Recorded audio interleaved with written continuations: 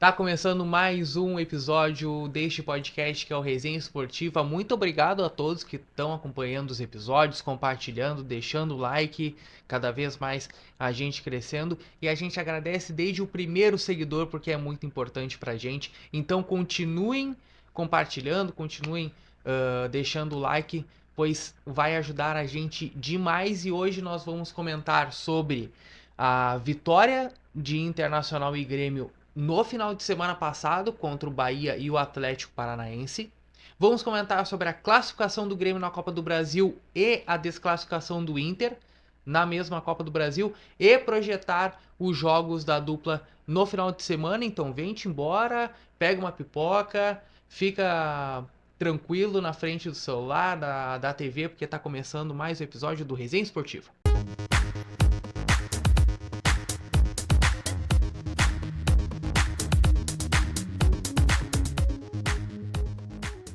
Vamos começar falando de coisa boa, vamos começar falando do Grêmio, porque gurizada, o Grêmio no final de semana, no sábado, foi para a Arena da Baixada, e a Arena da Baixada é um local difícil de ganhar, porque a torcida chega em peso, ela lota a arena sempre, e o Grêmio fez um serviço muito bem feito, ganhou do Atlético Paranaense pelo placar de 2-1, um Grêmio muito bem postado, um Grêmio que soube fechar um ônibus na frente do gol e mesmo assim jogou muita bola, e a gente vai comentar sobre isso agora. Final de semana o Grêmio foi lá, né, que nem o Rafa comentou, visitar o Atlético Paranaense, sem muita perspectiva de pontuar, né? Acabou que o jogo mostrou um Grêmio que a gente ainda não tava, né, não tinha visto, né? Tinha feito uma boa participação no Grenal, né, mesmo com os três zagueiros, mas né, esse jogo fora aí a gente projetava aqui no máximo um empate, né? A gente até comentou que se voltasse de lá com um ponto, né, estaria de bom tamanho.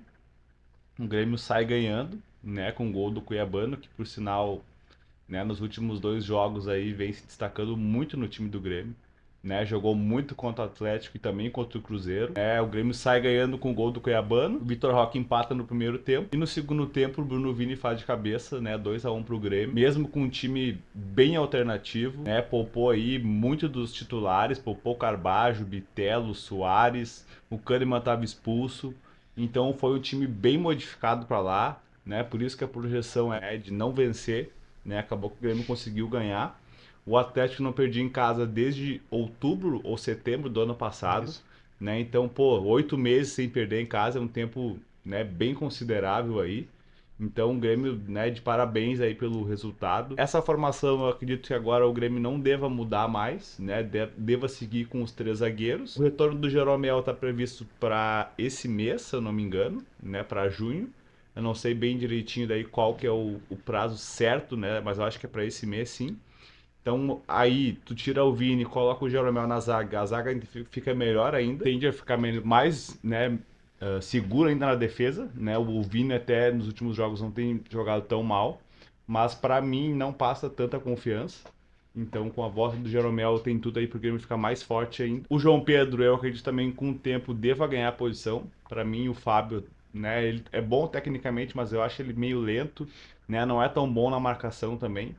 Então eu acho que ele aos poucos também deva ir ganhando a condição de titular. A dupla de volantes deve se manter aí, Vila Sante e Carbajo. Vila Sante até faz gol no Granal, faz gol contra o Cruzeiro.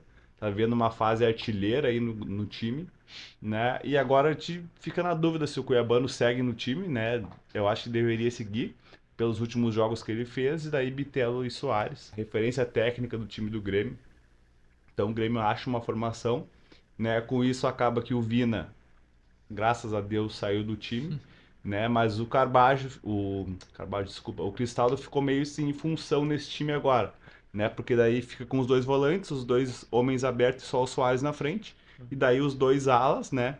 E os três zagueiros, então, né? Eventualmente, quando ele entrar, ele deve estar no lugar de um dos meias, né? Ou do Cuiabano ou do Bitelo, né? Mas por enquanto ainda não está fazendo falta, né? O Grêmio está se virando bem com essa formação aí, né? Fica um time defensivo, mas também ofensivo ao mesmo tempo, porque os alas sobem bastante.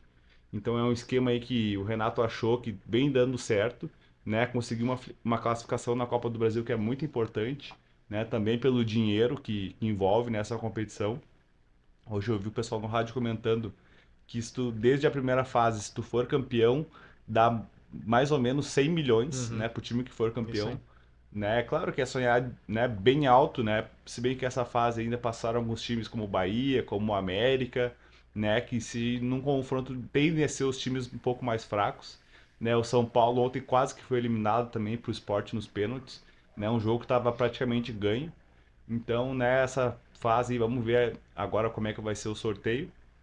Mas o Grêmio encaixou Bem, desde bem. lá contra o Atlético, né? Passando agora também pelo Cruzeiro, né? Vem com um time bem consistente, né? Eu acredito que ele vai manter esse esquema aí que nem eu falei anteriormente. E esperamos aí que no final de semana o Grêmio também conquiste uma vitória, porque daí sim, aí ele vai engrenar também no Campeonato Brasileiro, né? E daí a projeção do Grêmio aí é bem melhor do que lá no começo do campeonato. O time se prova que ele é muito bom, né, cara? Tem boa variação tática. O grande problema tava simplesmente no Renato em achar a formação certa e a gente tava comentando e eu gosto muito dele, de verdade. E tava demorando um pouco pra achar esse esquema dele ser um pouco mais pensar com a cabeça e dizer, ó, não tenho os pontos que eu quero, não consigo jogar no meu 4-3-3 que eu gosto, ou no meu 4-2-3-1, Uhum. enfim. Vou ter que pensar numa maneira do Grêmio jogar e ele achou, cara.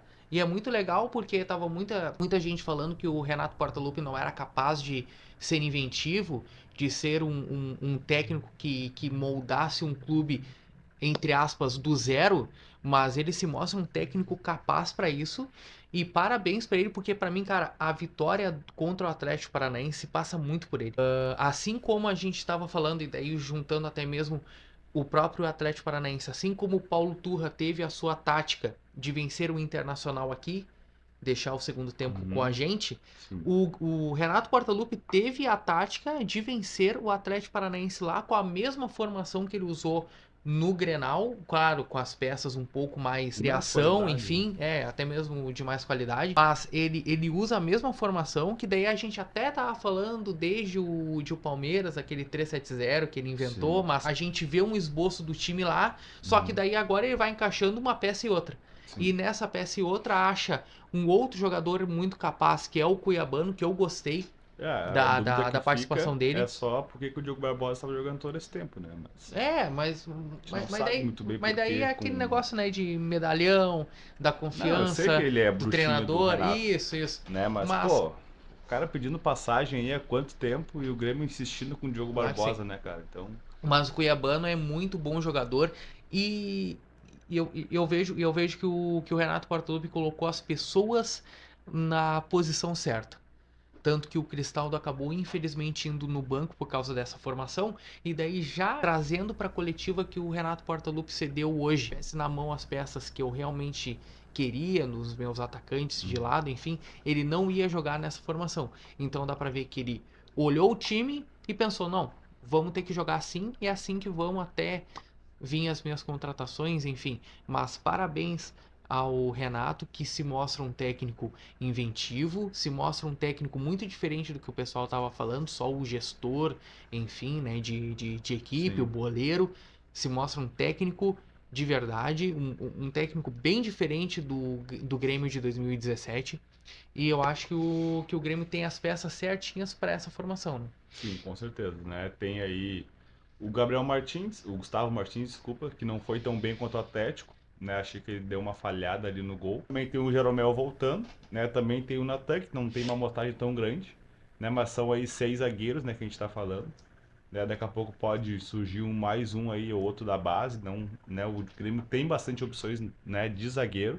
Eu gosto dessa formação. Zagueiros ali, o Kahneman e o Bruno Vini não tem tanta qualidade para participar da construção do jogo, Uhum. né? Que esse esquema tático perde muito, né? Tu ter zagueiros que tenham um bom passe, pelo menos, né? Não que eles saiam construindo, mas que tenham um bom passe, que eles consigam, né, sair de uma pressão ali. Até acho que o Grêmio não tem tanto isso. Fica muito na mão dos dois laterais e dos volantes começar essa criação de jogo, né? Então, assim, voltando no Jeromel, eu acho que o Grêmio tende a ficar mais forte ainda. O PP, eu acho que vai ter que jogar bola agora para entrar nesse time aí, porque o Vila Sante vem fazendo umas partidas muito O boas Giaçante tá ultimamente. muito bom, cara. Então, assim, O o Veloçante Carbajo tá muito também é um bom. cara que chega bastante na frente. Então o Grêmio se achou, cara. Foi se montando, trouxe o Cuiabano agora pro time titular, o Zinho ficou escanteado, assim como o Vina, que não vinha jogando tão bem, é verdade. Mas o Grêmio tá se achando aí, tá com uma formação diferente, que a gente também não sabe se vai continuar ou não. Mas eu acho que não deve mexer, porque, né, como tá dando certo, então acho que é importante, né, deixar a mesma formação. E lá na frente o Soares, né, quando ele não faz gol, ele participa. No último jogo ele deu assistência pro gol do Vila Sante. Então o Grêmio tá aí cada vez mais se encorpando, né? Um time ganhando uma personalidade diferente, que eu acho que se manter nessa pegada aí tem tudo para fazer um Campeonato Brasileiro bom. E dependendo do sorteio da Copa do Brasil também dá para ir avançando de fase. Eu acho que o Grêmio se pegar ali agora Palmeiras ou Flamengo fica bem difícil, né, de Sim. passar, principalmente o Palmeiras, né? A gente teve uma amostra há pouco tempo aí, né, de um jogo com essa mesma formação que o Grêmio foi, né, não viu a cor da bola contra o Palmeiras. Mas se pegar ali um Corinthians, um São Paulo, né, um próprio Bahia, eu acho que o Grêmio tem chance sim de passar. É, o América mais ainda, né, o Inter acabou numa infelicidade e mais uma vez sendo eliminado nos pênaltis, mas eu acho que o Grêmio tem chance sim, né, vamos ver aí, vai depender muito do sorteio. Mas é importante avançar na Copa do Brasil, principalmente pelo dinheiro, né, que ela traz para os clubes aí. E deixa eu já comentar também sobre um jogador que eu venho comentando muito, porque eu gosto muito de jogador com a característica que eu vou mencionar agora. E daí a gente já começa a linkar um pouco com o jogo do Cruzeiro, que é o Bitelo. O Bitelo tem um jogo tático, isso daí a gente comentou uns episódios atrás. Ele tem um jogo tático com e sem a bola. Sim. Ah, o melhor jogador é o Luiz Soares, certo? Uhum. Mas o Bitelo é o jogador de referência. E dá pra ver no modelo do Grêmio jogar tanto, né, no antigo 4-2-3-1 e agora nesse 3-5-2 que tá sendo jogado, e que o Bitelo torna um jogador de referência, um motorzinho, uma variação tática até mesmo dentro do jogo, e isso é muito bom porque não perde muito da característica do melhor jogador até agora, né, que veio sendo no Gauchão e até mesmo nesse começo de Copa do Brasil e começo de Brasileiro. A gente perdeu, né, o Cristaldo, porque o Cristaldo, né, acabou ficando nesse limbo e ele é um cara de domínio, de bola, enfim, e talvez nesse 3-5-2 tenha muito mais o que atacar com a velocidade do que até mesmo com o toque de bola. O Bitelo, tu pode mudar qualquer formação, qualquer variação tática, o jeito de jogar, o Bitelo vai continuar sendo a referência, isso é muito legal, cara. Até contra o Cruzeiro, ele teve alguns jogos que ele jogou de volante. Contra o próprio Palmeiras, em determinado momento do jogo, ele jogou de volante. Contra o Cruzeiro, no jogo de ida aqui na Arena, no fim do jogo, como o Grêmio precisava ir para cima, precisava fazer gol, o Renato chega a colocar ele de lateral direito. Então já é aí a terceira ou quarta posição que ele joga.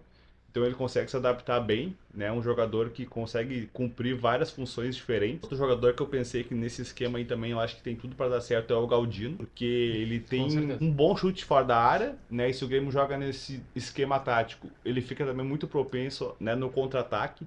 Então ele é um jogador rápido e que chega bem na frente, consegue finalizar. Então ele também é um jogador que eu acho que se o Renato manter esse esquema, aos poucos ele vai cada vez mais ganhar espaço. Esses jogadores de velocidade que tem uma boa criação, né, até acho que até o próprio Cristaldo, o Cuiabano não der uma oscilada ali, né? Ele também deve jogar menos talvez, né? O Vina também deve jogar menos, deve daqui a pouco o Zinho ganhar um pouco mais de oportunidade, né? Eu acho que o Vina, na cabeça do Renato, ele vai ser mais um reserva do Soares, eu acho, de Uhum, centroavante, né? Porque concordo. ele também já jogou nessa função. Então fica muito ali, né, em meias e jogadores abertos que saibam também construir, né? O Bitel não tem tanta velocidade, mas ele distribui muito bem o jogo, participa. E o Cuiabano também tem chegado muito fácil na frente para finalizar.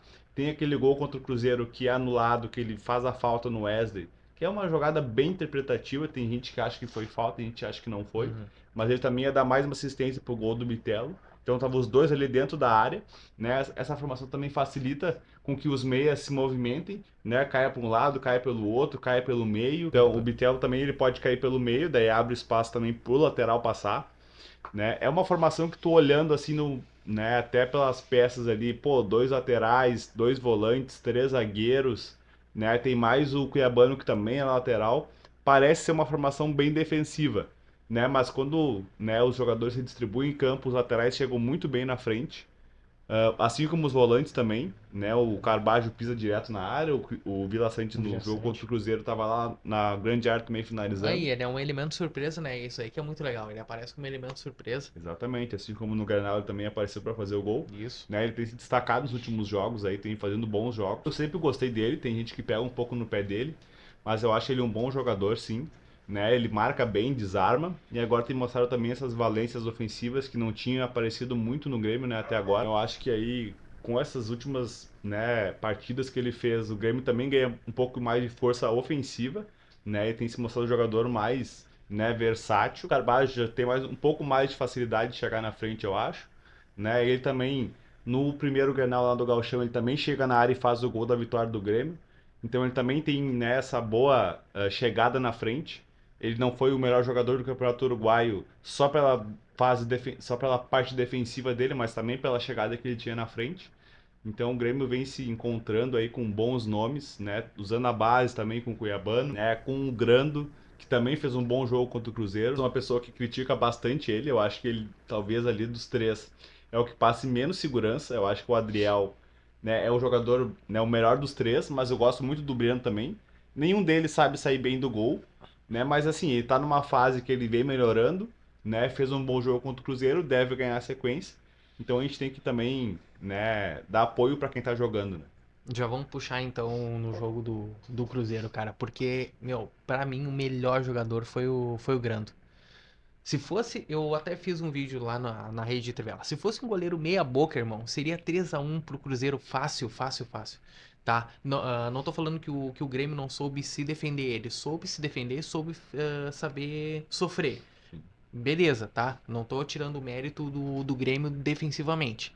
Mas o Cruzeiro atacou muito, chutou muito, teve até uma bola na trave, mas só que O o Bruno Grêmio. Alves, uma boa defesa também, né? O Bruno Alves, Pô, assim, eu tinha passado por ele, mano. Pra nossa, tu ver que o a cara bola é. tava dentro da goleira. Mas pra tu ver que o cara é sortudo também, cara. O cara, o Grande é sorte também, meu. A bola chega a passar por ele e o Bruno Alves tira de dentro do gol, velho. Tava dentro do gol. Mas enfim. ah, e o Grando, além disso, faz 3 milagres, cara. 3 milagres, entendeu? Uma de frente, que ele meio a queima-roupa. Uma que chutam de fora da área. Mas, ô meu, e o Grando, assim, ó, a gente tava comentando, né, que, porra, eu prefiro o Adriel, né? Eu acho ele muito melhor, muito mais passar mais confiança até mesmo pro treinador, porque senão o Renato nem ia colocar ele no início do campeonato, tirou, né, por causa daquele ato indisciplinar, mas o que importa é que o Grando se mostrou um cara de muita confiança, cara. Muita confiança. Eu gostei muito do jogo dele. Pra mim foi o melhor jogador disparado contra o Cruzeiro, tá?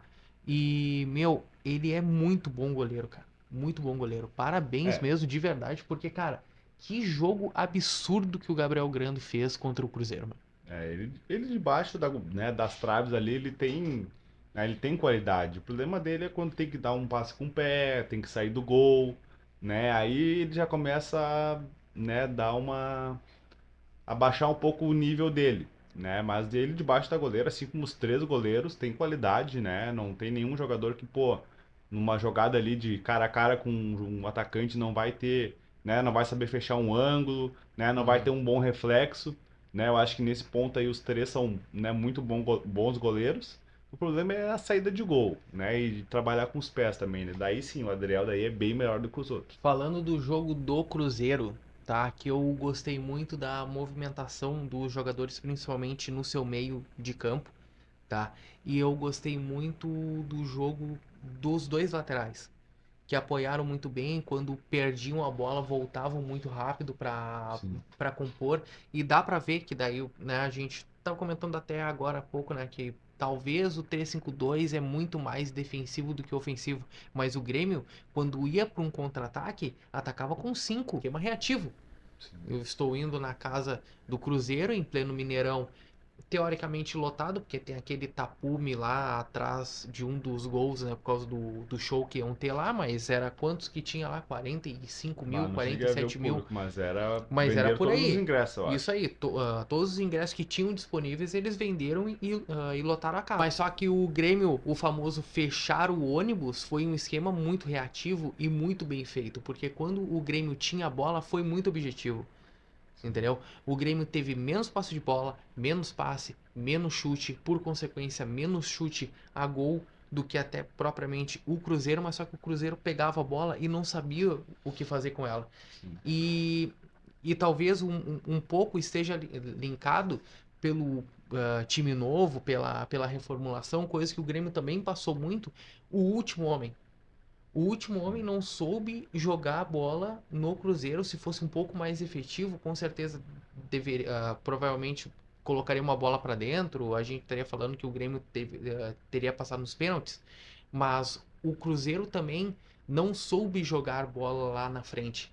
O que fez também com que mérito total do Grêmio de saber se recompor muito bem, né? Porque o Kahneman jogou muito, o Reinaldo e o Fábio fizeram um bom jogo, daí depois acabou entrando o João Pedro. Eu gostei Sim. muito de ver o João Pedro jogar, para mim ele é o melhor lateral que tem no Grêmio. E eu gostei muito do trabalho de movimentação do meio-campo. Tanto que quando perdiam a bola voltavam muito bem, né? Principalmente ali o Vijaçante e o Carbajo. E quando atacavam com 5, 6 jogadores, e aí foi quando foi efetivo. E aí, cara, aí a gente tá falando de uma genialidade, tá? A gente tá falando de Luis Soares. O Luis Soares acha o passe pro Vijaçante. E o Vijaçante como um elemento surpresa, e ele se mostra nessa valência ofensiva que tu comentou muito bem, se mostra um jogador muito como um elemento surpresa, e o Luis Soares é um gênio, meu. É um gênio, entendeu? Porque se fosse qualquer outro jogador, provavelmente teria chutado com a perna ruim, teria feito qualquer outra coisa, não. Ele vai lá, para um pouco, olha o Vila Sante chegar, vou passar para ele e faz o gol. O único gol do jogo, talvez a única chance além do gol impedido, do gol Da falta da ali. falta, isso. Eu ia falar impedido. Do gol da falta. Talvez a melhor chance que o Grêmio teve e foi efetivo, diferente do Cruzeiro que teve várias chances e daí contou também com o trabalho do Grando, mas também não foi efetivo, né? O zagueiro até se atrapalha no lance ali, ele quer dar um passe e os dois ficam numa confusão se iam na bola ou Isso. não. E a bola cai no pé justo do Soares, né? Pô, que azar, né? Então ele só rola, o Vila-Sante tentando, ele nem chuta tão forte, mas ele chuta bem colocado no canto, né? Sem chance pro goleiro, né? E daí no segundo tempo, o Cruzeiro até tenta, né? Mas também sem tanta efetividade, né? O Grêmio soube bem neutralizar ali o time deles. E também eu acho que um ponto, né, que chamou a atenção foi ele deixar o Gilberto e o Bruno Rodrigues no banco, né? É, Pô, num jogo isso foi estranho. decisivo, né? Falaram que foi para ele colocou o Steiner para povoar o meio de campo. Mas, pô, um jogo decisivo, tu não pode tirar os dois, né, melhores atacantes que tu tem no teu time.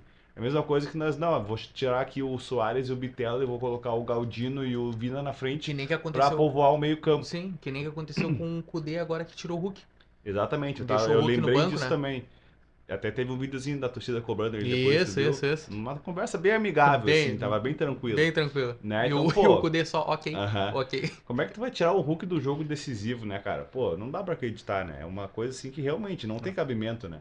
Pô, num jogo decisivo, jogo de mata-mata, um cara experiente que nem ele, tu vai deixar o cara no banco, né? É sacanagem, né? É pedir pra perder mesmo. Mas assim, que bom que o Grêmio passou, né? Daqui a pouco a gente vai falar sobre o Inter também, que tava com a classificação nas mãos, fez o mais difícil e no segundo tempo, não sei se o físico pesou de novo ou não, mas toma aquele gol pro América e acaba sendo eliminado nos pênaltis. Antes vamos, né, só dar uma passada ali no jogo do final de semana também contra o Bahia. O Inter no final de semana venceu o Bahia em casa, né? Também não fez uma atuação brilhante, mas venceu, que é o que importa. Né, o Johnny aí vem numa fase artilheira no Inter, né? Fez o gol no Grenal, agora fez o gol, né, do 1-0, que é o mais importante, né? Quando o jogo tava 0-0, né, tem aquela jogada na área e ele acaba fazendo o gol que abriu o placar pro time do Inter. Aí no segundo tempo o Wanderson entra e faz o gol da vitória. Ele entra e faz o gol do 2-0, que daí dá uma tranquilidade. Antes disso, o Tassiano consegue perder um gol simplesmente inacreditável. Inacreditável, Inacreditável. inacreditável. Que ótimo pro Pra Inter. gente poder comentar também que goleiro vive de sorte, irmão. Exatamente. Meu, foi impressionante aquilo dali, mano. Eu não... A única bola que passou do John, o cara perde. Eu acho que se perguntar pra ele o que que ele tentou fazer, o que aconteceu, ele não vai saber explicar, Não sei. né? Foi uma coisa assim bizarra que ninguém sabe. Ele quis jogar meio de joelho, meio de coxa, todo atrapalhado, né? E acabou Não errando o entendi, gol, é o gol do empate, né? E depois o Inter vai lá e faz 2-0, daí liquida a fatura. Mais uma vez o Inter não jogou bem, mas venceu, né? Que é o que importa. Né? Então, o Inter vem aí de 3 vitórias seguidas. Infelizmente ele foi desclassificado, mas ele vence o Metropolitanos, vence o Bahia e vence o América. Né? Então, o Mano também dá uma respirada. Claro que fica aí né, a tristeza pela eliminação do Inter contra o América. Mas o Inter, né, pô, abre 3-0 no primeiro tempo, faz o que precisava. Né? No segundo tempo precisava ali só segurar o resultado e acabou tomando o gol. Né? E levando para os pênaltis, que é um karma do Inter, né? O Inter, pô, quantas eliminações, né, tiveram aí nos pênaltis. Uhum. Então, ainda mais naquela infelicidade, né, Do DP, do né? Depena escorregar, a bola triscou bem pouquinho no pé dele, mas, Uhum. né, fica claro ali que tem os 2 toques. Então, né, o Inter também deu um azar nesse jogo. Mas, assim, né, contra o Bahia, achei que o Inter até fez um jogo razoável, né, não sofreu tanto, mas também não foi aquela partida de criação, de criatividade, de ter um monte de chance criada. Ele jogou pro gasto para vencer, né? Eu acho que agora, acho que a gente não comentou ainda, mas veio o Magrão, né? Até a contratação dele foi quando a gente estava terminando de gravar o último Uhum. episódio, um pouquinho depois ele é anunciado. Preparador físico também, né? Era o que já estava no cargo antes, então ele sai, veio um preparador novo e agora está retornando. Isso. E todo Fábio mundo Jorqueira, né? e todo mundo fala que ele fez um bom trabalho e foi por isso também que o Inter chegou em segundo no Campeonato Brasileiro do ano Uhum. passado. Então a tendência agora é o time ficar mais encorpado fora de campo, né? Porque o Magrão veio para ser ali um elo entre os jogadores e a direção, Isso. que era o que o pessoal reclamava que não tinha muito. Então ele vem para ser esse homem do vestiário e também mudando a preparação física, né? Eu acho que o Inter aí, nem a gente tinha comentado nos outros episódios, tinha que diagnosticar qual que eram os problemas. Então eles estão entendendo que era a preparação física, né? E que ali o dirigente de futebol não tinha um contato tão bom que nem deveria ter entre a direção e os jogadores. Traz o Magrão, que já é um jogador, ex-jogador identificado, né? Um dirigente forte aí. Então a ideia agora é que o Inter aí retome os trilhos das vitórias aí nos jogos, né? Que o desempenho aos poucos, né, deve melhorar. A gente sabe que a preparação física não é de uma semana para outra que vai mudar, principalmente quando muda os profissionais. Mas, né, como ele já vem de um bom retrospecto aí da última passagem, então eu acho que aos poucos aí o Inter vai seguir no caminho das vitórias. O Inter tá contando dias pra parada FIFA, né? Aí parece Exato. que 10 dias por aí, né? É 10 dias. 10 Eu não dias, sei né? quando que é, mas eu sei que é 10 dias, Para né? 10. É finalzinho agora desse mês de junho aí. Uhum. Para 10 dias e aí sim o Internacional tem uma pré-temporada, né? No meio da temporada tem uma pré-temporada para que possam ajeitar as melancias, né? O que fica registrado no jogo contra o Bahia e contra o América, cara, é a diferença do vigor físico do primeiro pro segundo. Isso daí a gente já tá vendo desde o jogo do Caxias contra o Nacional. Não tem como o Internacional jogar no segundo tempo, porque dá pra ver nitidamente que eles estão cansados, não ganham um jogo de corpo, não conseguem ter mais mobilidade, não conseguem nada. E comentou aqui, diagnosticou que é o problema físico. Então, a tendência é que após essa pré-temporada que o Inter vai ter, comece a voar um pouco mais em campo, porque no jogo do Bahia teve sérias dificuldades ali. O Bahia, além da chance do Tassiano, teve mais duas, né? Que foi uma com o Biel e a outra que eu não me lembro o jogador, mas enfim, teve mais algumas chances que puderam até mesmo empatar ali 1-1, enfim, porque o gol do Wanderson é bem no finalzinho do jogo, vai para 11 de acréscimo e o Wanderson marca bem no finalzinho desses acréscimos.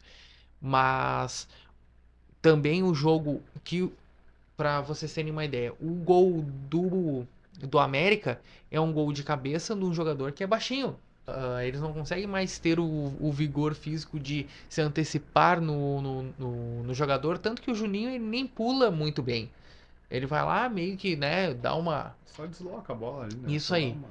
E daí acontece o gol do... que daí o jogo fica 3-1, né? E já linkando com o jogo do América, o Inter consegue na Opa. garra, na torcida. Os 3 gols a torcida faz junto. E dá pra ver que o Inter, desde o do primeiro minuto, porra, parabéns a todos que tiveram lá fazendo ruas de fogo, enfim, porque foi muito bonito, cara. Sim. Foi muito bonito mesmo. E, e é legal que o torcedor atendeu o chamado, né, do Mano, de todo mundo, até mesmo do marketing nas redes sociais do Inter, chamando, convocando Sim. a torcida, e realmente foi um 12º jogador e fez valer muito, porque o Internacional em 30 minutos já estava 3-0, podendo ser 4, porque teve uma outra chance também logo nos primeiros 10 minutos de jogo, mas o Inter foi muito efetivo. O Inter preocupado em não ter o Alan Patrick, teve no DP, no seu homem de criação. Não tão na posição do Alan Patrick, porque o Alan Patrick fica um pouco mais centralizado. Aham. O Depena fica mais deslocado, mas tem nele o ponto de referência, de criação. E o Internacional chega aos 3 gols que precisava, né? Porque assim o Internacional estava Sim. classificado. Os jogadores sentiram isso, dava pra ver na cara que eles estavam querendo brigar bola a bola, tentando fazer os gols, tentando já decidir logo no primeiro tempo, de repente já sabendo o que seria o segundo, Exato. querendo ou não, entendeu? Então provavelmente eles não, então vamos dar tudo de si no primeiro, porque o segundo tempo é aquele, aquele karma, aquela coisa, né, carregada do Inter. Então vamos depositar tudo que a gente tem no primeiro tempo. E o Internacional foi lá e fez. Talvez poucos times têm esse êxito, né, de fazer em 30 minutos 3 gols. Sim. Acho que só quando realmente é necessário e é. Eu tava até vendo o pessoal falando, por que não joga assim sempre? Porque não tem um 2-0 antes pra poder reverter, entendeu? Talvez isso daí mexa com todos, entendeu? Sim. Até mexe com a torcida, senão, se fosse Sim. um jogo normal, talvez não teria 45 mil, 40 mil dentro, entendeu? E eu acho que os gols do Inter aí diz muito sobre o time que tava em campo, né? Porque tava sem Alan Patrick, tava sem Maurício, sem Luiz Adriano, né? Três caras aí que podem ou devem ser titulares do Inter. E o Inter acha 3 gols de bola parada, né? Dois de falta, né? A bola cruzada, o primeiro do Nico Hernandes, o segundo do Igor Gomes. E depois, no fim do primeiro tempo, o gol do Pedro Henrique também de pênalti, né? Pelo sofrido pelo Luca, né? Pelo Luca, Pelo Luca, né? bom jogador. Que vai titular porque o Mano Menezes realmente não quer, porque ele tem tudo para ser titular, né? O Luiz Adriano numa fase péssima, o alemão então nem se fala, e toda vez que ele entra, o time faz algo bom, né? Tem mais criatividade, faz gols. Então tá na hora também do Lucas receber a oportunidade de ser titular do time do Inter. Né, esperamos aí que o Mano Menezes logo logo coloque ele para jogar. Então falando dos jogos agora do final de semana, o Grêmio recebe o São Paulo no domingo às 4 horas, né? Para manter aí essa boa sequência, né? Um jogo difícil, né? O São Paulo, né, até ontem aí estava invicto, né, com o Dorival Júnior, né? Ele perde pro Sport, mas vinha fazendo aí uma boa campanha, vem fazendo uma boa campanha. Inclusive está na nossa frente, né, no Campeonato Brasileiro da dupla Grenal. Então vai ser um jogo difícil, né? Mas eu acredito que o Grêmio, né, jogando em casa aí agora com um time bem encaixado, tem tudo para vencer esse E com a jogo. força da torcida, né? Porque já tem uns Exato, 20 mil né? ingressos Então, vendidos já. né, vai ser um grande jogo no domingo aí na Arena. Que o São Paulo tem boas armas, principalmente no meio de campo, né? Podendo contribuir muito bem ofensivamente, mas não é uma excelente equipe. Eu vejo uma leve vantagem do Grêmio, ainda mais pelo momento e por estar em casa. E eu não vejo o São Paulo sendo um bom time para fazer ali. Pode acontecer um empate? Pode, claro que pode, porque a equipe do São Paulo é boa, mas eu não vejo o São Paulo vencendo, não, esse jogo. Eu acho que muito mais pela fase do Grêmio, né? Porque, né, o time vem aí se acertando nos últimos jogos, né? Vem tendo bons desempenhos, né? Mesmo com 3 zagueiros, né? Que o pessoal logo lá no começo, quando, né, começou com o esquema, o pessoal meio que torceu o nariz, né? Mas aos poucos, né, foi dando confiança pro time. Então eu acho que, né, tem que manter esse esquema aí pelo menos por enquanto, enquanto tá dando certo, né? Se vier mais reforços, né, de bom nome aí, de boa qualidade, aí a gente pensa em mudar. mas eu acho que por enquanto tem que manter esse esquema aí. E o Inter vai a Santos enfrentar o time santista na Vila Belmiro, tá? O time do Odair Helman que não vem muito bem no campeonato, não vem muito bem no ano em si, né? Porque foi prematuramente eliminado do Paulistão, tá sofrendo aí algumas divergências dentro do vestiário que já foi falado, enfim. E o Internacional vai a Santos, talvez um jogo de reencontro, né? Até mesmo a gente está falando aí de 3 vitórias, mas uma vitória amarga nesse último jogo, né? Sim. Que faz com que não seja tão comemorado. Mas é bom a gente falar, né, que querendo ou não no tempo regulamentar, o Internacional vem de 3 vitórias, ainda mais do primeiro tempo avassalador que foi contra o América 3-0 em 30 minutos. Mas é um jogo bem complicado, né? Um jogo bem complicado, com o Santos em casa, tendo que vencer, tendo que mostrar o seu empenho dentro de casa com a torcida, e não vai ser um jogo muito fácil. Eu acho que vai ser ali um empatezinho muito bem, obrigado. Eu acho que assim, em vitória do Grêmio e empate do Inter eu fecho agora, Uhum, né? Não precisa nem jogar, eu também. né? Dá 3 pontos pro Grêmio e 1 pro Inter aí, não precisa nem jogar essa semana. O Grêmio já podendo chegar no G4, né? Com essa vitória. Sim, já passa São G4, Paulo. G5, né? Já passa São Paulo, ele tá em Isso aí. quinto hoje já. E o Inter ali, obviamente, ficaria ali entre 11º e 10º, mas pelo menos Já respiraria um foge lá daquela pouquinho, zona, né? fugir da zona que tá todo mundo falando, né? Que o Internacional tem que comemorar 45 pontos e é isso. Então, tipo, para fugir da zona o quanto antes e alçar voos maiores no campeonato, se é o que o Internacional deseja ainda, porque a, o discurso, né, que agora tem que ser usado, mas o discurso do Mano e do Alessandro Barcelos foi que o seguinte: agora tem que aproveitar que o Internacional tem 2 competições. Palpites, vamos lá então. Carlos, o que tu acha sobre Grêmio e São Paulo na Arena? É um jogo que não vai ser fácil, né? Sem dúvidas. Mas 2-1 tá ótimo. 2-1. Pra Tá mim, ótimo. 1-0, bem tranquilo, bem fechadinho. Ah, ótimo. Perfeito. Ônibus estacionado, Não, tá tá ligado? ótimo. E pra mim tá muito Show de bom. bola. 1-0 tá bom. E gol dele, que voltou a fazer gol, tá muito bem no Grêmio, coisa boa, né, cara? A gente vê o Luis Soares jogar, meu. É muito tri, meu. E golzinho do Luis Soares, 1-0, tá muito bem. E Inter e Ótimo. Santos, ou Santos e Inter, no caso, né? Cara, esse vai ser um jogo bem difícil, né? O Santos, independente de time que ele tem, ele em casa é sempre muito forte. Então é um jogo complicado pro Inter. Agora vai ter a volta aí, pelo menos de alguns jogadores que não atuaram contra o América, né? Principalmente do Alan Patrick. Então acho que 1-1. 1-1 tá 1-1, ótimo. tá. Ótimo. Pra mim, o Inter vence o jogo de 0-0. Eu Sem acho. se desgastar muito no primeiro Sim. tempo pra ter um pouquinho de gasto no Isso, segundo. isso, isso. Joguinho burocrático, tá ligado? Joguinho Show de bola. burocrático, pega um pontinho, vem, curte a Praia de Santos Um lá um ponto pouquinho. negativo pro Inter, no caso, né, é que para esse jogo aí pode ser que o Mendonça volte, né, que é um dos destaques aí do ano do Santos. E o Mendonça que chegou a errar o pênalti agora, né? Na Copa do Brasil. Não vi, sinceramente não vi. Mas o Bahia passou, né? Então Isso, pode isso. ser que Foi eu não cheguei a ele, ver essa disputa aí. foi ele que errou. Foi ele que errou. Né? Então ele deve jogar realmente contra o Inter. E, É um e dos joga bem, grandes né? nomes do Joga bem. Santos, né? Tem o Soteldo também, tem o Lucas Lima que, né, oscila ali entre bons e maus jogos, mas, né, Aproveitar que o Santos não tem Marcos Leonardo, que tá na Copa. E esse exato. daí tá metendo gol lá na Copa. Um gol atrás do outro, sendo decisivo. Então, assim, aproveitem que não tem Marcos Leonardo, né, para poder não tomar tanto gol, né? Comentar, obviamente, das odds dos jogos de Internacional e Grêmio, comentar quanto que tá empate, quanto tá a vitória do adversário, quanto tá a vitória da nossa dupla. Aí o Carlos vai passar pra gente agora. Rapidinho aqui, ó. Fortaleza e Bahia. Fortaleza pagando 1,68. Bahia 5, né? Um clássico lá do Nordeste. Então, né, a Fortaleza bem favorito. América e Corinthians. O América pagando menos. 2,36 e o Corinthians pagando 3.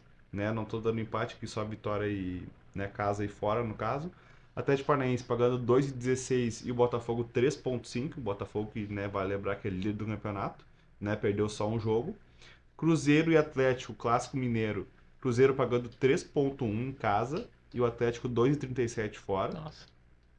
Santos e Internacional, que é o que interessa pra gente. O Santos pagando 2,37 e o Inter 3,25, né? Uma odd aí bem o Santos favorito, né? Sim. Fluminense e Bragantino. Fluminense pagando 1,8.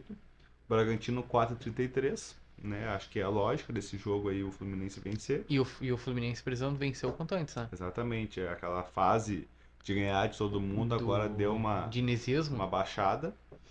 O Grêmio contra o São Paulo. O Grêmio pagando 2,25. Né? Uma odd bem justa, eu acho. E o São Paulo 13,33. Então o Grêmio aí levemente favorito.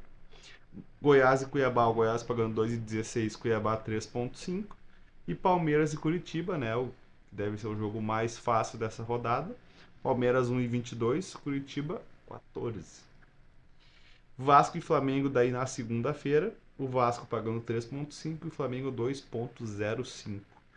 Essas são as odds aí para o final de semana. Então, pessoal, a gente agradece aí, né, mais uma vez a participação de todos, né? Vocês aí que se inscreveram no nosso canal, que estão assistindo todos os programas, compartilhando, né? Isso faz a gente crescer cada vez mais.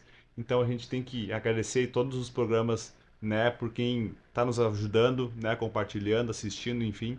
Então eu acho que isso aí só faz a gente né? Se divulgar cada vez mais aí. E a gente agradece o apoio de todos. Isso aí, gurizada. E a gente se encontra no próximo episódio. Muito obrigado por tudo e até a próxima. Valeu, Valeu! tamo junto.